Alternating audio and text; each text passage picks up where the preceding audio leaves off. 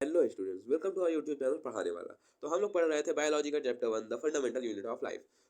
तो हम लोग आज उसमें पढ़ने वाले हैं न्यूक्लियस के बारे में डिटेल में। जो न्यूक्लियस होता है, न्यूक्लियस है double layer membrane called nuclear membrane, मतलब डबल लेयर के ऊपर कवरिंग होती है, इसको न्यूक्लियर मेम्ब्रेन कहा जाता है। मान लीजिए ये एक न्यूक्लियस है, इस न्यूक्लियस के ऊपर दो लेयर कवरिंग है और इन दो लेयर कवरिंग को न्यूक्लियर मेम्ब्रेन कहा जाता है।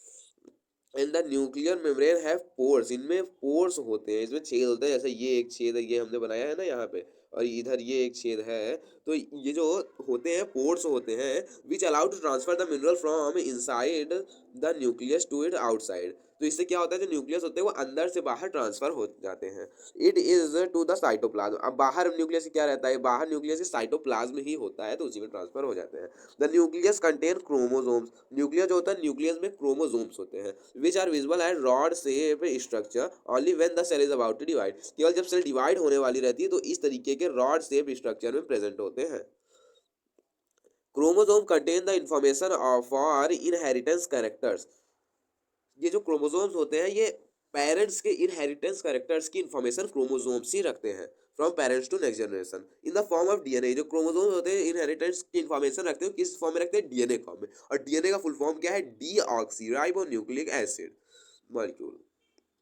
Chromosomes are composed of DNA and protein. जो क्रोमोसोम्स होते हैं वो डीएनए और प्रोटीन के बने होते हैं। DNA molecule contain information necessary for organising cell. जो डीएनए होता है, डीएनए वो इंफॉर्मेशन नेसेसरी इंफॉर्मेशन रखता है जो कि सेल बनाने के लिए बहुत ज़्यादा जरूरी होते हैं। The functional segment of DNA is called genes. जो फंक्शनल सेगमेंट होता है डीएनए का उसको जीन्स कहा जाता है। In a cell which is not dividing this DNA is present as chromatin material. और सेल में जो डीएनए नहीं डिवाइड होता वो एक क्रोमेटिन मटेरियल की तरह कंटेन रहता है। Chromatin material is visible as elongated mass of thread like structure. जो क्रोमेटिन मिनरल होता है कैसे विजिबल होता है, विजिबल एज इलोंगेटेड मास, मतलब उसका मास इलोंगेट होता है, लंबी लंबी इस तरीके की उसकी बॉडी होती है और उसका एक पतला सा एकदम थ्रेड लाइक स्ट्रक्चर होता है, बिल्कुल इस तरीके का उसका स्ट्रक्चर होता है। Where the cell is about to divide, the chromatin material get organized into chromosome। और जब ये जो सेल डिवाइड होने वाली रहती है तो ये क्रोमेटिन मटेरियल क्रोमोसोम में बदल जाते हैं। The nucleus play critical role in cellular reproduction. Cellular reproduction में जो न्यूक्लियस होते हैं, न्यूक्लियस एक क्रिटिकल रोल प्ले करते हैं। The process by which single cell divide into two new cells. मतलब ये जो न्यूक्लियस बहुत ज़्यादा इंपॉर्टेंट रोल प्ले करते हैं रिप्रोडक्शन में, और यही एक प्रोसेस जैसे सिंगल सेल डिवाइड इनटू दो नए सेल्स में डिवाइड हो जाता है। Along with the environment it determining the way the cell will develop. यही एक रिप्रोडक्शन एक ऐसा प्रोसेस माना जाता है जिससे कि सेल डेवलप्ड हो जाएगी। And what form the exhibit at the maturity by directing the chemical activities of the cell. और ये कैसे होता है, by exhibiting the maturity and by the chemical activities of the cell। cells की chemical activities की वजह से ही सेल दो पार्ट्स में डिवाइड हो जाती है। सम ऑर्गेनेल्स लाइक बैक्टीरिया, कुछ ऑर्गेनेल्स जैसे कि bacteria, the nuclear region of the cell में बी पुअरली डिफाइंड। उसमें जो न्यूक्लियर रीजन होता है पुअरली डिफाइंड होता है, न्यूक्लियर एब्सेंस ही होता है या फिर अच्छे से होता ही नहीं है।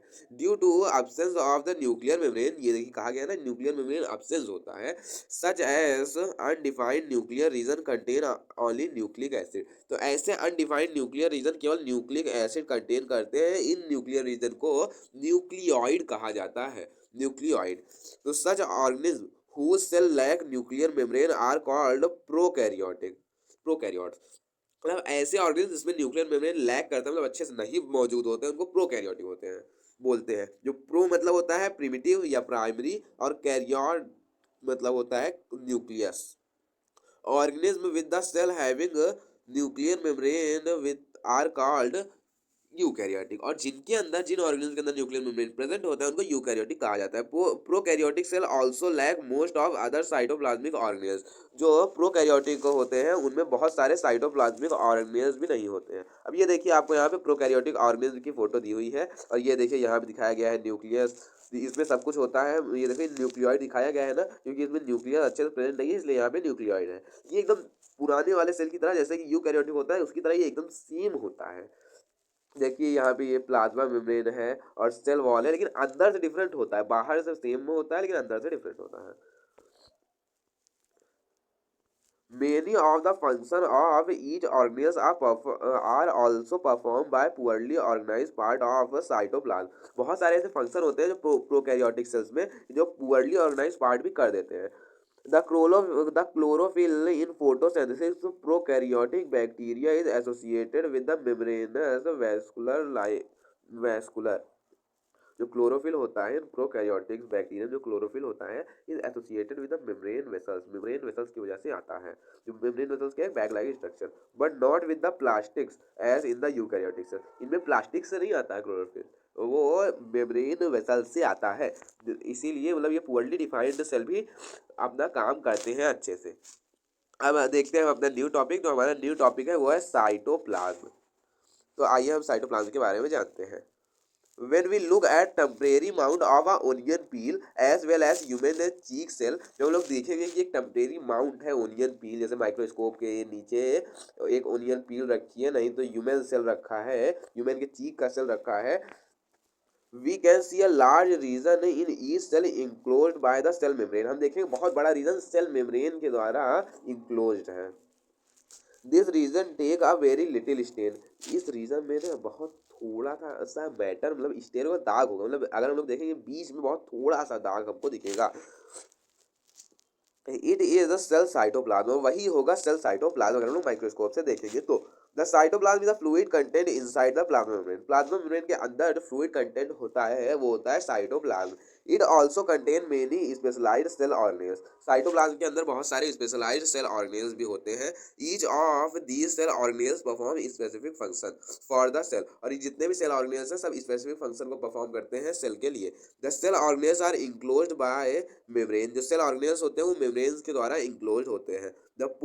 इन प्रोकैरियोटिक में beside the absence of defined nuclear region न होने के बावजूद the membrane bounded cell organelles are also absent. तो उसकी वजह से मतलब क्या होता है न्यूक्लियर रीजन नहीं है तो उसमें मेम्ब्रेन बाउंडेड सेल ऑर्गेनेल्स भी प्रेजेंस नहीं होते. ऑन द अदर हैंड दूसरी तरफ eukaryotic cell have nuclear membrane as well as membrane enclosed organism.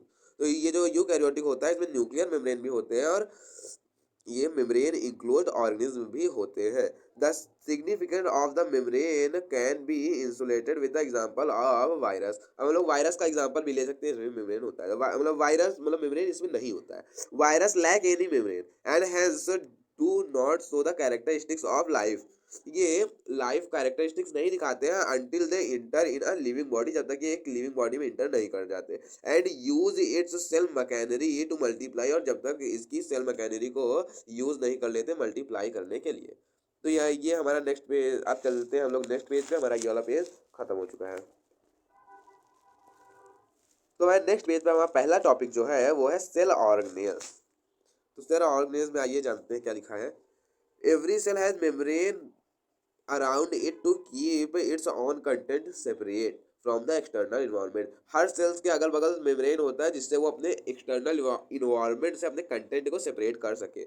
Large and complex cells include cell from the multi cellular organism. जो बहुत बड़े large and complex जो cell होते हैं, बड़े जटिल कॉम्प्लेक्स सेल होते हैं, include cell of multi cellular organism. जो मल्टी सेलुलर ऑर्गेनिज्म के भी जो सेल होते हैं need a lot of chemical activities. उनको बहुत सारे केमिकल एक्टिविटीज की जरूरत होती है to support their complicated structure and function. उनके फंक्शन को सपोर्ट करने के लिए to keep these activity of different kind separate from each other these cell use membrane bounded structure. और इसी एक्टिविटीज के लिए ये जो होते हैं सेल्स मेम्ब्रेन बाउंडेड स्ट्रक्चर्स का यूज करते हैं जिनको कहा जाता है cell organelles. Within themselves उनके मतलब अपने में सेल ऑर्गेनेल्स का यूज करते हैं. This is one of the feature of eukaryotic cell. ये एक यूकैरियोटिक सेल का फीचर है that distinguish from them from prokaryotic cell, जो इनको प्रोकैरियोटिक सेल से अलग करता है. Some of these organelles are visible only with an electron microscope. और पता है कुछ ऐसे ऑर्गेनेल्स होते हैं जो कि केवल और केवल इलेक्ट्रॉन माइक्रोस्कोप से ही देखे जा सकते हैं. We have talk about the nucleus in a previous section. हमने न्यूक्लियस के बारे में पिछले सेक्शन में पढ़ा. Some important example of cell organelles which we will discuss now are कुछ important cell organelles जिसके बारे में हम अब बात करने जा रहे हैं वो क्या है.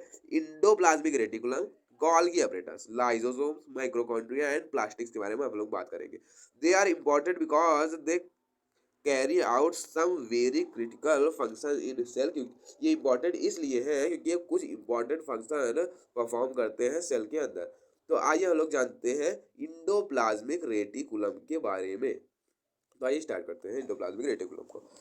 The endoplasmic reticulum ER is a large network bounded tubes. ये एक बहुत बड़ा सा नेटवर्क है जो कि ट्यूब से बाउंडेड, मतलब इसके चारों तरफ ट्यूब से एंड सीड्स, ट्यूब और सीड से बाउंडेड है। It look like long tube और अ राउंड एबलॉन्ग बैग। या ये एक बहुत बड़ा सा ट्यूब आपको दिखेगा, या फिर एबलॉन्ग बैग, या फिर ऐसे बड़ा सा बैग की तरह दिखेगा। द ईआर मतलब कि endoplasmic reticulum membrane is similar in structure to the plasma membrane. जो इसका मेम्ब्रेन होता है वो एकदम प्लाज्मा मेम्ब्रेन की तरह सेम स्ट्रक्चर होता है। There are two type of endoplasmic reticulum, rough endoplasmic reticulum RER and smooth endoplasmic reticulum SER। The RER look rough under microscope because of particles called ribosome attached on the surface, क्योंकि इसके surface पे ribosomes जैसे particle attach होते हैं। The ribosomes, which are present in all activities of cells, are side of protein manufacture। जो ribosomes होते हैं ये राइबोसोम्स प्रोटीन को बनाते हैं। The manufactured protein are then sent to various places in the cell dependent on need। और बाद में जरूरत के हिसाब से पूरे सेल्स में इसको भेज दिया जाता है using the ER। The SER help in the manufacture of fat molecule। जो SER होता है वो फैट मॉलिक्यूल बनाता है। और लिपिड्स, फ्लैट मॉलिक्यूल्स कहें चाहे हम लोग लिपिड्स कहें। Important for the cell function, जो सेल फंक्शन के लिए बहुत ज़्यादा इंपॉर्टेंट है। Some of these proteins and lipids help in building the cell membrane. और ये जो प्रोटीन्स और लिपिड्स होते हैं ना, ये सेल मेम्ब्रेन को बनाने में मदद करते हैं। अब ये प्रोटीन लिपिड मदद करते हैं, उनको कौन बनाता है? उनको SER बनाते हैं और RER बनाते हैं। और अगर RER और SER किसके पार्ट है? इंडोप्लाज्मिक रेटिकुलम के। तो मतलब कि जो इंडोप्लाज्मिक रेटिकुलम है वही बनाता है प्लाज्मा मेम्ब्रेन को। देखिए आगे क्या लिखा है, the process is known as membrane biogenesis. Plasma membrane को बनाने के प्रोसेस को मेम्ब्रेन बायोजेनेसिस कहा जाता है। यही मेम्ब्रेन ये बनाते हैं प्लाज्मा मेम्ब्रेन को, इसी को मेम्ब्रेन बायोजेनेसिस कहा जाता है। आपसे एग्जाम में पूछ सकता है, तो आप इतना बता दीजिएगा कि the process of making plasma membrane by the SER and the RER is known as membrane biogenesis। Some other proteins and lipids function all as enzymes and hormones। कुछ दूसरे प्रोटीन और लिपिड्स जो होते हैं वो एंजाइम्स और hormones की तरह फंक्शन करते हैं। Although ER varies greatly in the appearance of the different cell. मतलब हर डिफरेंट सेल में ये जो ER होता है हल्का हल्का बदलता रहता है। It always form a network system. और ये जो ER होता है ये हमेशा एक नेटवर्क सिस्टम बनाता है। Thus, the one function of the ER is to serve channel for the transportation of material, especially protein between the various region of the cytoplasm। तो इसीलिए इसका एक फंक्शन है कि साइटोप्लाज्म के अलग अलग रीजन में ये रास्ता देता है मिनरल्स प्रोटीन्स के ट्रांसपोर्टेशन का। और the ER also function as cytoplasmic framework. ये एक साइटोप्लाज्मिक फ्रेमवर्क की तरह भी काम करता है, जो कि क्या करता है? Cytoplasmic framework provide a surface, जो कि सरफेस को प्रोवाइड करता है फॉर सम बायोकेमिकल एक्टिविटीज, जो कि सरफेस को प्रोवाइड करता है कुछ बायोकेमिकल एक्टिविटीज के लिए। In the in the liver cell of the group of animals cell varietals. तो ये हमको 7th चैप्टर में पढ़ना है, तो ये लाइन अभी हमारे काम की नहीं है। SER play critical role in detoxifying poisons and drugs. जो SER होता है बहुत क्रिटिकल रोल करता है हमारे बॉडी के अंदर, जो ड्रग्स और पॉइजन होता है उसको डीऑक्सीफाई कर लेता है। लेकिन इसका ये मतलब नहीं कि आप लोग ड्रग्स और पॉइजन फिर भर भर के खाने लगे, कि आप लोग सोचते हैं कि अभी SER हमको डीऑक्सीफाई कर देगा। वो थोड़े लेवल पे करता है, बहुत ज़्यादा लेवल पे नहीं कर पाता है। बहुत ज़्यादा लेवल पे करेगा तो कहाँ इंसान बचेंगे? मतलब बहुत ज़्यादा लेवल पे करता है तो कहाँ जहर खा के इंसान मरते हैं। अब आइए सेकंड टॉपिक हमारा Golgi apparatus. Golgi apparatus first described by the Camillo Golgi. इसको पहली बार कमाइलो गोल्गी ने ढूंढा था। Consist of a system of membrane bounded vessels. इसमें मेम्ब्रेन बाउंडेड वेसल्स होता है, arrange approximately parallel to each other and these stacks called sisters. ये जो गोल्गी ऑपरेटस होता है ना, ये लगभग पैरेलल, एक दूसरे के पैरेलल अरेंज होता है। रुकिए मैं आपको ये गोल्गी ऑपरेटस का फोटो दिखाता हूँ। ये देखिए ये गोल्गी ऑपरेटस है, ये एक दूसरे के एकदम पैरेलल अरेंज है कि नहीं? देखिए इसको, ये तो यही इसमें लिखा हुआ है कि ये गोल्गी ऑपरेटस पैरेलल अरेंज होता है। और ये इसकी असली फोटो नहीं है, ये असली में ऐसे ऐसे ऐसे ऐसे होता है। और ये जो होते हैं ना, ये जो सैक्स बन रहे हैं इनको ही कहा जाता है सिस्टर्स। इन्हीं सैक्स को सिस्टर्स कहा जाता है। These membrane often have connection with the membrane of ER. ये जो मेम्ब्रेन्स होती है इनका कनेक्शन होता है इंडोप्लाज्मिक रेटिकुलम के मेम्ब्रेन से, and therefore constituent another portion of the complex sugar membrane system. इसीलिए ये लोग मिलकर कॉम्प्लेक्स सुगर मेम्ब्रेन सिस्टम भी बनाते हैं। The material synthesized near ER is packed and dispatched to various targets. जो मटेरियल बनता है ER के पास में जो बनता है ये सारा पैक होता है और डिस्पैच हो जाता है वेरियस दूसरे दूसरे टारगेट के लिए inside and outside of the cell, cell के अंदर और बाहर, थ्रू द गोल्गी अपरेटस की मदद से। तो गोल्गी अपरेटस का मेन फंक्शन क्या हुआ? तो जो इसका मेन फंक्शन है it include the storage, modification and packaging of the product in vessels. तो इसका जो मेन फंक्शन है ये है स्टोरेज करना, मॉडिफिकेशन करना और क्या करना, पैकेजिंग करना of the product in vessels. Vessels में अरे जैसे हमारे पास रैपर्स होते हैं ना, वैसे उनके पास वेसल्स है, उनके पैक करने के लिए पैकेट। इन सब केसेस, कुछ केसेस में जो बहुत ज़्यादा कॉम्प्लेक्स शुगर होती है may be made from a single मतलब simple sugar in a Golgi apparatus. तो एक सिंपल शुगर से बन जाती है गोल्गी अपरेटस में। Golgi apparatus also involve the formation of lysosome. जो गोल्गी अपरेटस होते हैं वो लाइजोसोम के फॉर्मेशन में भी इन्वॉल्व रहते हैं। अब आइए लाइजोसोम के बारे में हम जानते हैं। Lysosomes structurally, lysosomes are membrane bounded sac filled with digestive enzymes. Structurally ये क्या होते हैं? मेम्ब्रेन बाउंडेड सैक होते हैं, मतलब मेम्ब्रेन से बाउंडेड एक बोरे होते हैं जिसके अंदर खूब सारे डाइजेस्टिव एंजाइम्स ऐसे ऐसे भरे होते हैं। These enzymes are made up of RER। ये जो एंजाइम्स होते हैं ये रफ एंडोप्लाज्मिक रेटिकुलम RER के बने होते हैं। Lysosomes are the kind of waste disposal system in a cell. ये एक प्रकार का वेस्ट डिस्पोजल सिस्टम होता है सेल में। अब आप सोचें कैसे, जैसे ये मान लीजिए कि ये एक सेल है, तो यहाँ पे ये राइजोसोम्स है। अब यहाँ पे जैसे ही यहाँ पे अगर कोई फॉरेन मटेरियल इंटर किया तो ये पहले तो उसको नष्ट करने, खराब करने की कोशिश करेगा, और अगर ये मतलब उसको रोकने की कोशिश करेगा, अगर वो तभी विंटर करेगा तो ये क्या करेगा, ये जो राइजोसोम्स होगा ये राइबोसोम फट जाएगा, और जैसे ही फटेगा पूरे सेल में ये digestive enzyme, strong digestive enzyme फैल जाएगा, पूरे सेल को डाइजेस्ट कर डालेंगे, पूरी सेल ही खत्म हो जाएगी। ऐसे ये सेल को प्रोटेक्ट करता है, इसीलिए इनको सुसाइडल बैग भी कहा जाता है। These help to keep the cell clean and digesting any foreign material as well as warn out the cell organelles। ये देखिए लिखा हुआ है, ये सेल को साफ करता है जब कोई फॉरेन मटेरियल अंदर घुसता है। तो foreign material enters the cell such as bacteria और फूड। मान लीजिए बैक्टीरिया या फूड में कोई भी सेल के अंदर एंटर किया, so as well as old organelles end up in lysosome. जो पुराने ऑर्गेनेल्स होंगे उनको लाइजोसोम्स खत्म कर देगा, विच ब्रेक कॉम्प्लेक्स सब्सटेंस, जो कि कॉम्प्लेक्स सब्सटेंस में तोड़ देगा into a simpler substance, मतलब कॉम्प्लेक्स सब्सटेंस को भी सिंपलर सब्सटेंस में तोड़ देगा। Lysosomes are able to do this because they contain powerful digestive enzymes capable for breaking down organic material. Lysosome ऐसा कर पाते हैं क्योंकि उनके अंदर बहुत अच्छे पावरफुल डाइजेस्टिव एंजाइम्स होते हैं। During the disturbance in the cellular metabolism में डिस्टर्बेंस के समय, फॉर एग्जाम्पल व्हेन, मतलब एग्जाम्पल के तौर पे हमारा एग्जाम्पल नेक्स्ट पेज पे लिखा है, आइए देखते हैं। For example when cell get damage, जब सेल डैमेज हो जाती है तो lysosomes may burst and the enzymes digest their own cell. जो एंजाइम्स होते हैं वो अपने खुद के सेल को डाइजेस्ट कर लेते हैं, and therefore lysosomes are also known as suicidal bag, और इसीलिए इनको सुसाइडल बैग कहा जाता है। अब mitochondria, mitochondria is known as the powerhouse of the cell. Mitochondria क्या कहलाती है? Is known as powerhouse of the cell. Mitochondria have two membrane covering. Mitochondria के ऊपर दो मेम्ब्रेन कवरिंग होती है। The outer membrane is porous while the inner membrane is deeply folded. जो outer membrane होता है उसमें, ये आउटर मेम्ब्रेन है तो इसमें यहाँ पे यहाँ पे यहाँ पे हर जगह पे पोर्स होते हैं, और जो इनर मेम्ब्रेन होता है वो इस तरीके से डीपली फोल्डेड होता है। ये आउटर मेम्ब्रेन और ये इनर मेम्ब्रेन ऐसे डीपली फोल्डेड होता है। These folds increase the surface area for ATP generating chemical reaction। ये जो folds होते हैं इनकी वजह से ATP के लिए क्या होता है? Chemical reaction. ATP एक प्रकार की एनर्जी है जो कि माइटोकॉन्ड्रिया प्रोड्यूस करता है, जो कि सेलुलर मेटाबॉलिज्म के लिए जरूरी है। इसके लिए ATP के लिए सरफेस एरिया प्रोवाइड करते हैं ये फोल्ड्स ही प्रोवाइड करते हैं सरफेस एरिया।